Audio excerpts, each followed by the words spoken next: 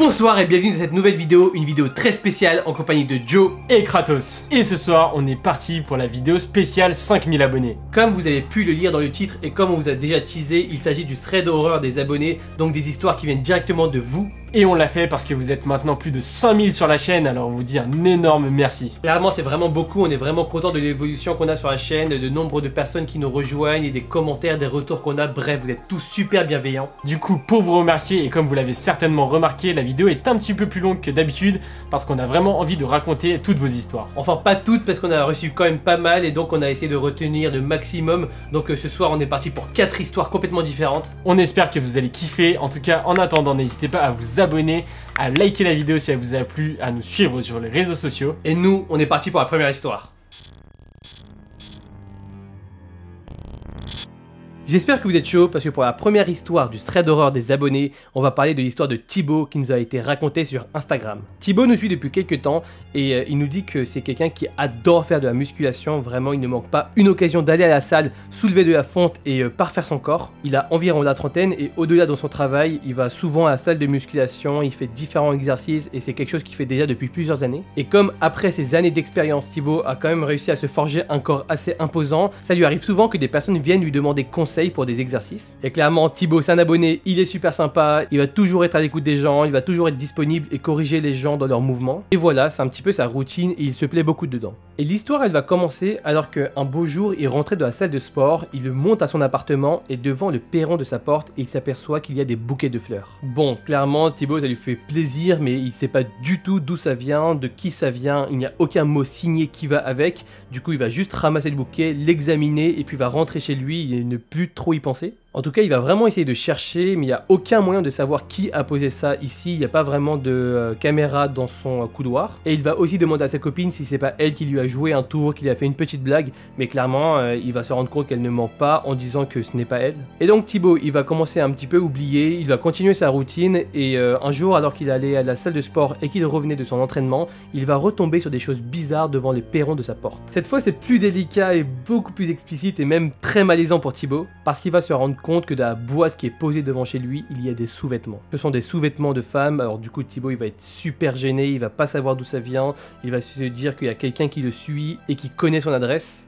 Et donc il va directement faire le lien avec la salle de sport, il va se dire que peut-être que quelqu'un l'avait croisé dans la salle de sport et que cette personne-là avait flashé sur lui et que cette personne-là était un petit peu bizarre au point de lui faire ce genre d'avance. Et là Thibaut, il va tilter direct. Il va se rappeler que quelques semaines plus tôt, il y avait une fille qui venait à la salle de sport et qui lui faisait des compliments sur son physique et que clairement cette fille-là, elle ne venait pas pour des conseils de sport. Cette fille, alors que Thibaut il faisait ses exercices, elle lui disait qu'il avait un beau corps, qu'il avait un beau regard, et clairement il était dans un jeu de séduction que Thibaut ne partageait pas. Mais lui, il avait vite passé, ce genre d'histoire ça peut arriver à tout le monde, donc ça l'avait pas vraiment forcément marqué. Et après ces événements, il va recroiser cette fameuse fille à la salle de sport, et il va même commencer à la recroiser partout. Donc ça arrivait que des fois il sortait de la salle de sport, ou qu'il marchait même dans la rue, et qu'il se rendait compte que loin derrière, il y avait cette fille qui le suivait. Thibaut nous dit vraiment que c'était impressionnant, et même à la limite du harcèlement, parce qu'il la voyait dans le bus, dans le train, des fois quand il marchait, il la voyait alors qu'il n'était même pas allé à la salle de sport ce jour-là. Mais ça arrive pas non plus tous les jours, ça arrive de temps en temps, mais quand même assez fréquemment,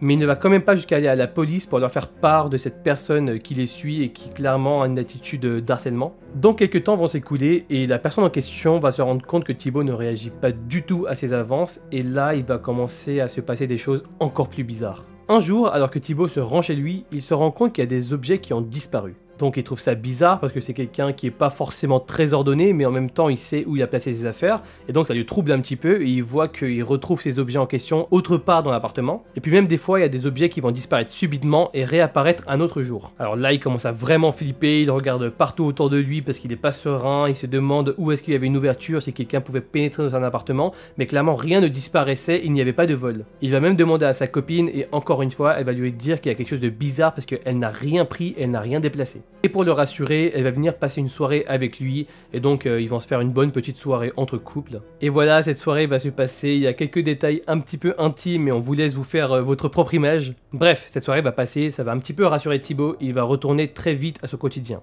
Mais quelques jours plus tard, alors que tout allait bien et qu'il pensait que cette histoire était loin derrière lui, Thibaut va commencer à recevoir des messages très préoccupants sur WhatsApp. C'est un numéro inconnu qu'il ne connaît pas, qu'il n'a pas dans son répertoire et qu'il ne l'a jamais contacté auparavant. Et en cliquant sur la conversation, Thibaut va se rendre compte qu'on lui avait envoyé une vidéo. Il va cliquer dessus et ce qu'il va voir va clairement le choquer. Il va voir que c'est une vidéo assez intime de lui avec sa copine et que clairement ça venait d'un des endroits de la chambre. Et là Thibaut il va tout de suite porter plainte, il va pas attendre, il va appeler la police qui va débarquer chez lui. La police va fouiller tout son appartement et là ça va vraiment le troubler de plus en plus parce que la police va se rendre compte qu'il y a des caméras partout qui a infesté son appartement. La police va faire une fouille minutieuse et va même remarquer des micros à plusieurs endroits de l'appartement. Donc là bien sûr il va faire le lien directement avec la fille bizarre qui le poursuivait et qui le harcelait depuis quelques temps. Et donc il va tout raconter à la police et quelques jours plus tard, la police va arrêter la personne en question. Accrochez-vous bien parce que chez elle, c'est digne d'un film d'horreur. Il y avait des photos de Thibaut placardées sur tous les murs, il y avait des instruments dangereux, genre des couteaux qui étaient disséminés un petit peu partout. Il y avait même un pistolet et des menottes qui étaient retrouvées dans l'appartement de la fille en question. Et les photos de Thibaut sont des photos qu'elle aurait prises clandestinement dans la rue, dans son appartement, à la salle de sport, mais aussi de son Insta qu'elle aurait probablement stalké. Bref, Thibaut il est clairement sous le choc et après avoir vérifié une dernière fois que son appartement n'était plus infesté de aucune caméra ou de micro, il va apprendre la fin de l'histoire. Thibaut va apprendre que la fille avait avoué à la police qu'elle était complètement amoureuse de lui. Bref, en tout cas, il va pas chercher à comprendre plus que ça l'histoire, il va juste comprendre qu'elle était un petit peu dérangée parce que en refouillant son portable, il va se rendre compte qu'il y avait des messages qu'il n'avait pas lus, des messages de peine de mort que lui et sa copine avaient reçus. Et même si cette fille s'est fait arrêter par la police et que clairement ça a énormément rassuré Thibaut qui a plus revécu de choses bizarres après ça, il reste plein de questions en suspens. Comment elle a eu son numéro, pendant combien de temps elle l'a suivi, combien de temps elle a fait tout ça, et aussi comment elle a réussi à se rendre dans son appartement. Parce que clairement, elle avait dû être super organisée pour installer les caméras, les micros et faire tout ce jeu pendant aussi longtemps. Bref, en tout cas, ça commence très fort avec cette histoire, et Thibaut, il aura beaucoup de mal à s'en remettre. Alors clairement, nous, ça nous a fait super bizarre quand on a reçu cette histoire, et nous, on attend que vous nous disiez vos hypothèses sur comment la personne aurait pu faire. Voilà, vous avez fini d'écrire un commentaire, donc on est parti pour la deuxième histoire. Pour la deuxième histoire, on va passer sur Discord parce que c'est là que Daniel nous a raconté son histoire. Il nous dit que cette histoire s'est passée il y a environ 4 mois juste après qu'il ait déménagé. Il habitait dans une petite ville et il nous précise que derrière chez lui il y avait un genre de méga grand champ et que ce champ s'est transformé en une zone industrielle. Bref, il n'y a rien d'anormal, mais il nous dit que plus les années passaient et plus il y a de gens qui allaient dans cette zone industrielle. Pour recontextualiser un petit peu tout ça, il nous dit qu'il a une petite sœur qui est en 6ème et que lui, il est en 3ème au collège. Et un jour, alors que sa petite sœur était en train d'aller au collège, il y a un homme qui va l'aborder et qui va commencer à lui parler. Cette personne est un petit peu chelou, elle commence à lui demander son âge, elle commence à lui demander où est-ce qu'elle habite, son nom, etc. Du coup, Sarah, elle sait très bien ce qu'il faut faire quand il y a un inconnu qui vient lui parler, elle ne répond pas et elle continue son chemin jusqu'au collège. Le gars il va rester quand même pendant pas mal de temps sur son trajet à lui parler, mais elle va vraiment rien répondre. Finalement elle va arriver au collège et le gars va repartir et Sarah elle ne va rien dire ni à son frère ni à son père. En plus il faut savoir que ses parents sont divorcés, du coup elle n'osait pas trop aller voir ni l'un ni l'autre. Du coup, elle va vraiment garder ça pour elle. Et bien sûr, on sait tous que c'est pas la chose à faire, même si c'est très compliqué à faire, il faut dans ce genre de situation en parler. Malheureusement, elle, ce n'est vraiment pas ce qu'elle va faire et elle va le cacher à tout le monde. Bref, après ça, rien à signaler, tout va se passer plus ou moins bien, ils vont tous finir leur journée. Et Daniel, il nous décrit un petit peu son appartement, il nous dit qu'en fait, il habite au rez-de-chaussée. Un jour, Daniel, il va dormir, du coup, il passe sa nuit tranquille, et d'un coup, il est réveillé par des bruits qui se trouvent très près de lui. Alors, il se réveille en sursaut, il se demande où est cette personne, et en fait, en écoutant, il se rend compte que c'est une personne qui est en train de rôder autour de chez lui. Du coup, par curiosité, Daniel, il va jeter un œil,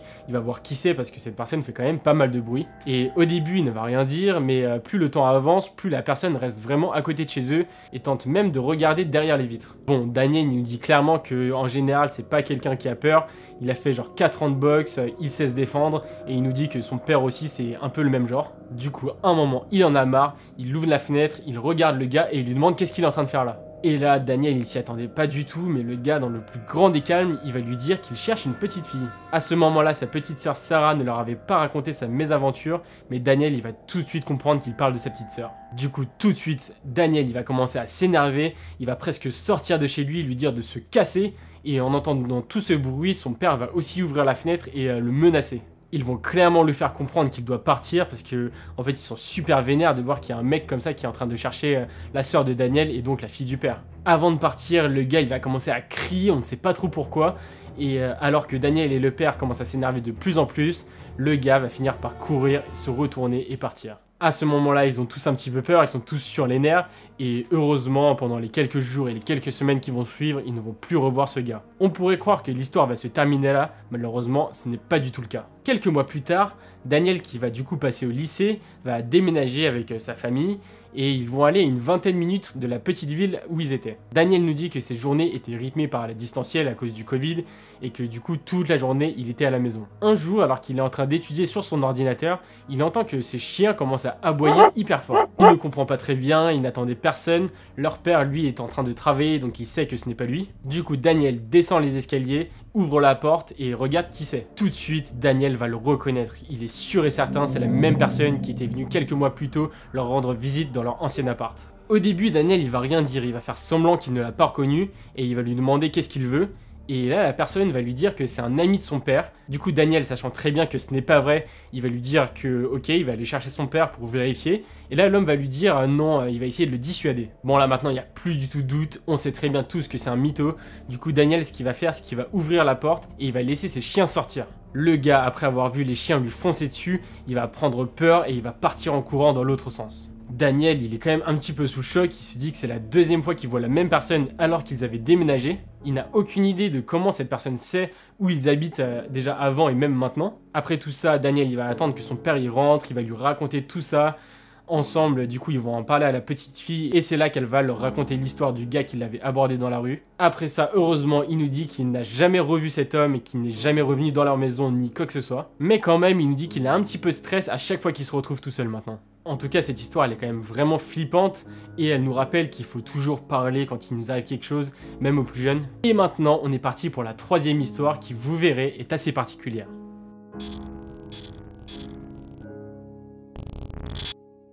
La troisième histoire qui nous a été racontée par Sonia sur Instagram s'est passée en 2014 et elle est complètement différente des autres. Donc en 2014, Sonia, pour prendre un petit peu de vacances, décide de partir avec sa copine et le fils de sa copine à Dubaï en vacances. Sonia, avant le grand jour, avait prévu avec son ami de faire une liste de monuments et de lieux à visiter dans tous les Émirats Arabes Unis. Et une des étapes de leur voyage était de s'arrêter à l'île de Marjan. Donc le jour J arrive, Sonia profite de ses premiers jours dans ces pays et vraiment s'éclate à fond. Et arrive enfin le jour où elle doit se rendre avec son ami et son fils à l'île de Marjan. Il n'y a pas 36 moyens de se rendre sur l'île et donc ils empruntent un taxi. Le taxi arrive, tout le monde est très content parce qu'il faisait très chaud, ils mettent les bagages dans le coffre et donc ils décollent pour l'île de Marjan.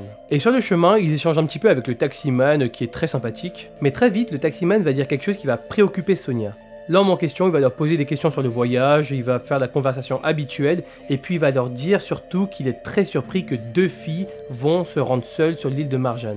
Alors au début, les deux amis et le fils, ils vont pas vraiment comprendre pourquoi il fait ce genre de blague et ils vont penser que voilà, c'est juste une petite plaisanterie. Mais l'homme va surenchérir et va leur dire très sérieusement que l'endroit est très réputé pour abriter des esprits, des fantômes et des djinns qui se baladeraient dans les lieux. Donc Sonia, qui de base n'est pas très à l'aise avec tout ce qui est esprit, va commencer à paniquer un petit peu. Son ami et son fils, ça va aller beaucoup mieux, ils ont pas vraiment très peur. Mais clairement, Sonia qui se sent pas bien, elle va vérifier sur internet et elle va se rendre compte que ces légendes en fait existent bel et bien sur l'île de Marjan et qu'il existe même un village abandonné qui serait hanté. Bref, pendant tout le reste du chemin qui le mène du taxi à l'hôtel, Sonia ne va pas du tout être rassurée et elle va enfin arriver sur les lieux. Arrivé sur les lieux, le soleil tape, mais une fois sortis de la voiture, ils vont complètement oublier toutes les rumeurs parce qu'ils vont se rendre compte qu'il y a une vue magnifique tout autour de l'île. L'hôtel en question est un hôtel de luxe qui mène directement sur la plage. Il y a un balcon, le staff est super accueillant, tout est super luxueux à l'intérieur. Seul petit détail un petit peu troublant, c'est qu'il n'y a personne dans l'hôtel en fait, à part Sonia et son ami. C'est seulement au moment de manger et en descendant finalement dans l'accueil qu'ils vont se rendre compte qu'il y a 2 ou 3 touristes, mais à part ça, personne. Un serveur vient et va même leur parler en français et leur demander ce qu'elles veulent commander. Et même si à ce moment il faisait nuit, Sonia avait complètement oublié ses histoires, ses rumeurs, etc. Et elle se sentait super bien dans cet hôtel. Et par simple curiosité, elle va juste demander au serveur pourquoi l'hôtel était vide dans cette saison qui était pourtant une saison haute. Le serveur va simplement lui répondre qu'il s'agissait d'un hôtel qui était relativement neuf et que donc il n'avait pas eu le temps de se forger une bonne réputation. Voyant que le contact il passe plutôt bien avec le serveur et qu'il est super sympa, ils vont discuter un petit peu le temps que leur plat arrive. Et là Sonia, quand même très intriguée, elle va repenser à toutes ces histoires d'esprit, de djinn, de possession et elle va demander en fait au serveur si c'était vrai que l'île de Marjan était hantée. Et là, d'un ton le plus naturel possible, le serveur va leur dire que oui, en effet, l'île était hantée. Le sourire de Sonia s'affaisse, elle commence à avoir froid dans le dos et le serveur va en rajouter même plus. Le serveur va leur dire que si elles veulent, ils peuvent même voir les esprits car tous les jours ils en aperçoivent dans l'hôtel. Sonia va voir que le serveur en question ne blague pas du tout, elle va commencer à avoir vraiment froid dans le dos et se sentir pas bien du tout, et là le serveur va montrer du doigt la plage. Elle nous précise que le lieu où son ami et elle étaient attablés donnait vue en fait sur la mer et directement sur la plage et qu'il faisait nuit noire à ce moment-là. Et le serveur va leur dire que si elles voulaient voir les esprits en question, il leur suffisait juste de regarder vers la plage. À ce moment-là, la pote de Sonia éclate de rire, elle n'a pas du tout peur des esprits et clairement, c'est pas quelque chose qui lui fait grand-chose. Sonia va faire un rire jaune parce qu'elle a vraiment peur et elle va essayer de se rassurer elle-même en se disant que ce n'était que des sornettes. Bref, le repas va se passer sans aucune encombre. Sonia et son ami vont remonter de la chambre, vont coucher le petit et vont redescendre au bar pour aller prendre un verre ensemble. Elles vont recroiser le même serveur et comme il a été super sympathique avec elles, elles vont réengager la conversation et elles vont continuer la conversation de tout à l'heure. Il faut savoir que les serveurs avaient précisé qu'il était interdit de se baigner sur l'île de Marjan et que les plages en fait étaient interdites aux touristes. Et Sonia va tenter sa chance, elle va lui demander si les histoires qu'elle va raconter plus tôt étaient vraies ou non. Et encore une fois, le serveur, en étant le plus sérieux possible, va leur dire que oui, c'était complètement vrai. Il va même se retourner vers la plage, analyser un petit instant, se retourner vers Sonia et lui dire « Bah tiens, regardez juste là. Vous voyez quelque chose au loin ?» Sonia n'y croit pas, enfin elle n'a pas du tout envie d'y croire, mais elle va se tourner vers la plage et voir qu'au loin il y a une forme. Cette forme-là, même s'il fait nuit, elle la voit distinctement et elle voit bien que c'est l'apparence d'une forme humaine. Sonia a bien vérifié, à cette heure-là, personne ne devrait être sur la plage, elle a bien vérifié que c'était complètement interdit aux touristes. Sonia, elle va paniquer complètement, elle va se lever, elle va dire à son ami qu'elle veut quitter l'hôtel au plus vite. Son ami va se lever et en voyant l'air paniqué de Sonia, elle va la croire directement et lui dire que si elle veut partir et qu'elle se sent pas bien, c'est ok. Le serveur va aussi prendre peur parce qu'il va craindre que la direction l'accuse d'avoir fait fuir des clientes.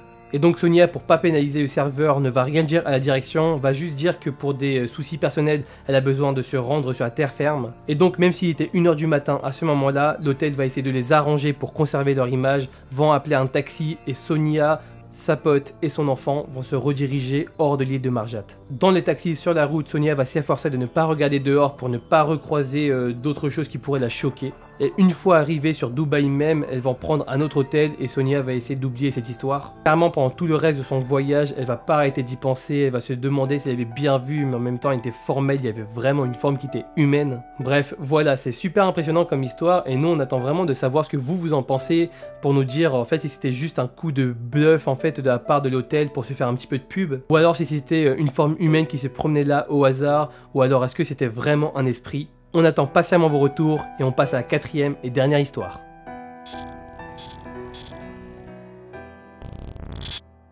Et on est parti pour cette dernière histoire. Et clairement, on va finir en beauté parce que je pense que c'est l'histoire qui nous a fait le plus flipper parmi tous les threads qu'on nous a racontés. C'est encore une fois sur Insta que Carole va nous raconter son histoire qui s'est passée il y a 2 ans. Elle nous dit qu'elle habite à Lyon et que son copain habite de l'autre côté de la ville. Carole et son copain ont 21 ans, tout se passe très bien pour eux, et un jour, le copain de Carole va lui proposer d'aller à une soirée chez des amis à lui. Du coup, cette soirée, elle se passait à côté de l'appartement du copain de Carole, ce qui faisait que c'était assez lent pour elle. Mais bon, elle est en voiture, elle sait qu'elle n'aura pas besoin de prendre les transports, donc elle ne stresse pas trop par rapport à ça. La journée se passe très bien, elle nous dit qu'elle était un petit peu fatiguée, du coup, pour prendre des forces pour la soirée, elle décide de faire une petite sieste. Et là, d'un coup, elle sursaute, elle se réveille, elle regarde l'heure et elle voit qu'elle est carrément en retard. Du coup, elle se grouille, elle prépare ses affaires un petit peu en vitesse, elle décide aussi d'appeler son copain pour lui dire qu'elle va être en retard. Et son copain va lui répondre et lui demander que de toute façon, vu qu'elle est en retard, est-ce qu'elle pourrait passer à la supérette ou quelque part pour acheter des cigarettes. Carole, elle nous dit qu'elle est ok, du coup elle prend sa voiture, elle démarre et elle se rend vers l'ami de son copain et en passant, elle s'arrête à une supérette qui vend des cigarettes. Quand elle arrive vers le parking, elle nous dit qu'il est 20h30 et qu'à cette époque de l'année, il faisait nuit très tôt. Du coup, à ce moment-là, il faisait déjà vraiment nuit. Et en plus, elle nous dit que quand elle arrive sur le parking, il fait vraiment super sombre parce qu'il y a une des lumières qui clignote et il y en a une autre qui est cassée. En plus, elle nous dit qu'il n'y avait quasiment personne sur le parking, il y avait 3 voitures à tout casser. Mais bon, elle passe par-dessus tout ça, elle se dirige dans le magasin et elle achète ses cigarettes. Elle ressort de la petite supérette avec ses 2 paquets, donc elle est contente, elle va enfin pouvoir aller chez son ami.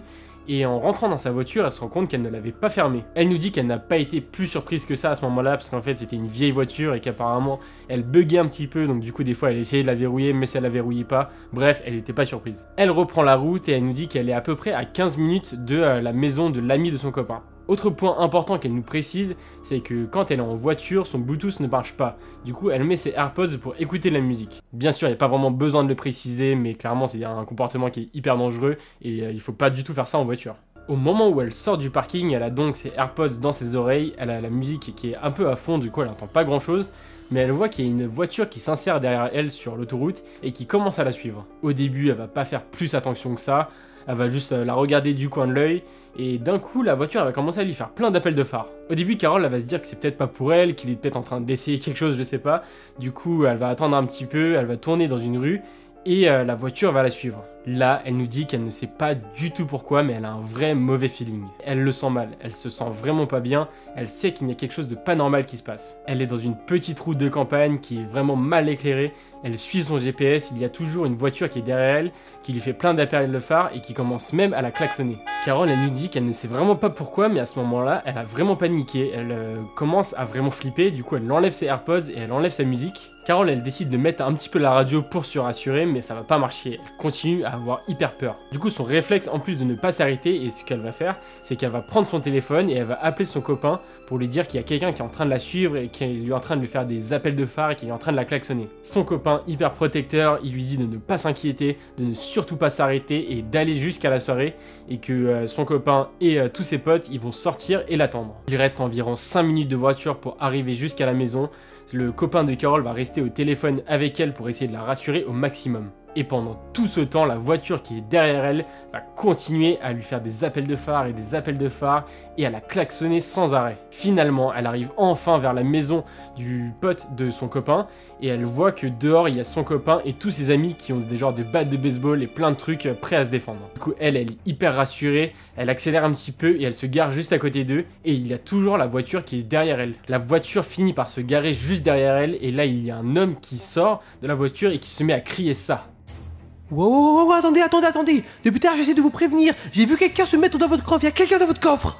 Carole et tous ses potes, ils ne vont pas comprendre, mais tout ce qu'ils vont faire, c'est qu'ils vont flipper, ils ne vont même pas ouvrir le coffre, et ils vont tout de suite appeler la police. Heureusement, la police va arriver très vite, en 10 minutes même pas, ils seront là. Ils vont s'occuper d'ouvrir le coffre, et effectivement, ils vont voir qu'il y a bien un homme qui était caché dans le coffre, avec des liens et un couteau. La police va finir par embarquer le gars qui était caché dans le coffre, et quelques semaines plus tard, ils vont faire des révélations qui sont assez troublantes à Carole. Ce mec, c'était un homme dangereux qui s'était échappé d'un hôpital psychiatrique et qui avait déjà commis des meurtres et plein d'autres choses qui sont vraiment répugnantes. Après toute cette histoire, Carole et son copain vont remercier 1000 fois la personne qui l'a suivi pendant tout ce temps et qui ne l'a pas abandonné malgré le fait qu'elle ne s'arrête jamais pendant les 15 minutes de voiture et qu'elle les fait balader jusqu'à la maison de son copain. Elle va finalement se rendre compte que pendant tout le trajet, l'homme a tout fait pour essayer de l'aider parce qu'elle était clairement en danger vu qu'il y avait un inconnu dans sa voiture. Parce que sans cet homme, elle n'aurait jamais pu savoir ce qui se serait passé si elle avait ouvert son coffre. Et ben voilà, c'est tout pour ce thread d'horreur spécial abonné. Clairement c'est dingue, hein. On sait pas si c'est pour ça que vous aimez autant les threads d'horreur, mais il vous est arrivé des trucs de ouf. Nous, on a adoré lire vos histoires, c'est vrai que c'est encore plus poignant quand on sait que ça vient de vous. Donc n'hésitez pas à continuer à nous envoyer vos histoires, ça nous fait toujours plaisir de les lire. Vous pouvez nous les envoyer sur Discord, par mail, par message privé, sur Insta, n'importe. En tout cas, nous, même si on est déjà 5000 abonnés sur la chaîne, on va pas s'arrêter là, on va faire de mieux en mieux, on espère que vous allez le voir et que vous allez toujours apprécier. Alors encore une fois, on vous dit un grand merci pour ça et on se dit à la prochaine pour une nouvelle vidéo. Ciao. Oh my god. Très bien, on est parti, est-ce que vous êtes chaud? Moi je suis chaud, on est parti, c'est quoi l'histoire? C'est l'histoire de Thibaut, c'est ça? Ok. Effectivement, ils vont voir qu'il y a bien un homme qui était caché dans le coffre avec des liens et un couteau. D'ailleurs, un des liens qu'il y avait, c'était le lien de la chaîne Kratos. Abonnez-vous. Qui force là.